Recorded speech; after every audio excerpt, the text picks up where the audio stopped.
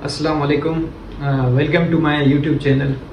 तो आज हमारे पास जो टॉपिक ऑफ डिस्कशन है वो है हमारे पास एफएसी फर्स्ट ईयर का चैप्टर नंबर 3 एंजाइम। आज हम जस्ट उसके इंट्रोडक्शन के बारे में पढ़ेंगे कि एंजाइम क्या होते हैं और वो किस तरह वर्क करते हैं, उनके कौन से टाइप्स होते हैं हमारे पास। तो लेक्चर को स्टार्ट करते हैं। सबसे पहले जैसे वर्ड एंजाइम है, एंजाइम हमारे पास एक बायोलॉजिकल कैटालिस्ट है। बायोलॉजिकल कैटालिस्ट का मतलब होता है कि ऐसा सब्सटेंस जो किसी भी केमिकल रिएक्शन को स्पीड अप करे। ठीक है, ऐसा कोई भी चीज जो किसी भी एक्शन को स्पीड अप करे, ठीक है, उसे हम कहते हैं बायोलॉजिकल कैटालिस्ट। ठीक है, और ये जो हमारे पास एंजाइम्स होते हैं ये किस चीज से बने होते हैं? प्रोटीन से बने होते हैं। ठीक है, किससे? प्रोटीन से बने हुए होते हैं।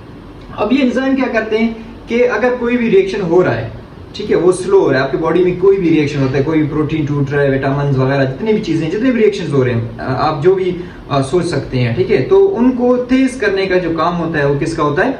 एंजाइम का होता है। लाइक आप दो बंदे आपस में फाइट कर रहे हैं, ठीक है, तो तीसरा बंदा आके उन दोनों की अगर फाइट को एक्सीड करवा देगा, बढ़ा देगा, तो वो तीसरा जो बंदा आने वाला होगा वो क्या कहलाएगा? आपका एंजाइम कहलाएगा। ठीक है, तो आते हैं हमारे पास एंजाइम के हम टाइप्स के ऊपर। सबसे पहले हमारे पास जो एंजाइम्स के जो टाइप्स हैं, उसमें पहला जो टाइप है उसे हम कहते हैं एनाबॉलिक रिएक्शन।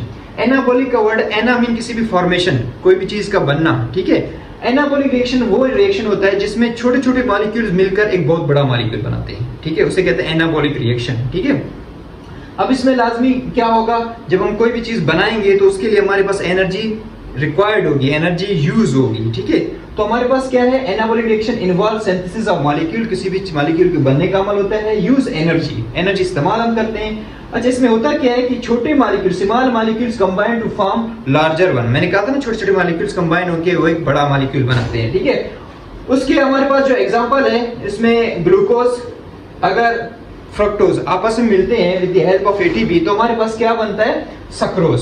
ठीक है, जो कि शुगर है, ये भी हमारे पास शुगर है, लेकिन ये क्या है? लार्जर यूनिट है, वो है स्मॉलर यूनिट दोनों। और साथ में हमारे पास क्या बनता है? वाटर। इसी तरह जो सेकंड नंबर पे हमारे पास रिएक्शन है उसे हम कहते हैं कैटाबॉलिक रिएक्शन।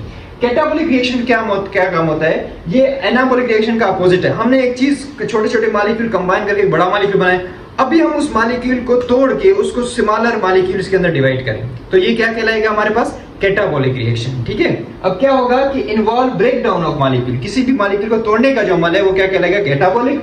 अब जब हम किसी चीज को तोड़ेंगे तो उसमें से क्या होगा? एनर्जी रिलीज होगा। उसमें जब तोड़ेंगे तो उसमें से क्या होगा? एनर्जी रिलीज होगा। और हमारे पास लार्जर मॉलिक्यूल टूट जाते हैं किस चीज के अंदर? Smaller one. जैसे हमने एग्जांपल लिखा है सक्रोज टूट रहा है किसमें? हमारे पास इसी का हमने अपोजिट लिया ग्लूकोज और फ्रक्टोज के अंदर। ठीक है, अब एक बात तीसरे नंबर पे ये आती है, अगर हम अपने बॉडी में देखें, मैंने कहा था एनाबॉलिक और कैटाबॉलिक दोनों आपको समझ आ गया। अगर हम इन दोनों को आपस में मिलाएं कि हमारे बॉडी में जितनी भी रिएक्शन हो, चाहे कोई चीज बन रहा है या कोई चीज टूट रहा है, उसको हम लोग कलेक्टिवली क्या कहते हैं? मेटाबॉलिज्म। ठीक है, मतलब ऑल रिएक्शन जितने भी किस्म के, चाहे वो बन रहे हैं या टूट रहे हैं, वो सारे के सारे हमारे पास क्या कहलाएंगे? हमारे पास मेटाबॉलिक रिएक्शंस कहलाएंगे। ठीक है, एग्जाम्पल है हमारे पास एनाबॉलिक और कैटाबॉलिक के लिए। सबसे पहले हमारे पास जो एनाबॉलिक और कैटाबॉलिक जो रिएक्शंस होते हैं उनके जो हमारे पास एग्जांपल्स में जो हमारे पास चीज आता है वो मैं सिंपल से आपको एग्जांपल में समझाता हूं। अब हमारे पास एनाबॉलिक जो रिएक्शन है इसमें हमारे पास ये आपको जो ब्रेक्स नजर आ रही है, हमें ईंटें नजर आ रही हैं, ये ईंटें ऐसी पड़ी हुई हैं। अब अगर कोई भी बंदा उन ईंटों को उठा के, मतलब एक एक ईंट को उठा के एक बहुत बड़ा दीवार खड़ा करेगा, दीवार एक स्टेप बाय स्टेप बनेगा। ठीक है, तो छोटे मॉलिक्यूल मिलके एक बहुत बड़ा मॉलिक्यूल बना। और इसी को हम लोग अगर अपोजिट इसका हम ले लेते हैं तो हमारे पास इस अगर दीवार को मैं तोड़ दूं किसी तरीके से, तो ये एक एक ईंट वापस से निकलेगा, तो ये हमारे पास क्या कहलाएगा? Catabolic reaction. At the end मैं आप सबसे एक रिक्वेस्ट करना चाहूंगा कि प्लीज काइंडली मेरे चैनल को सब्सक्राइब करें और इंशाल्लाह इस तरह के मजीद वीडियो के लिए हमारे जो दूसरे वीडियोस होंगे उनको भी आप लोग लाइक करें। Thank you.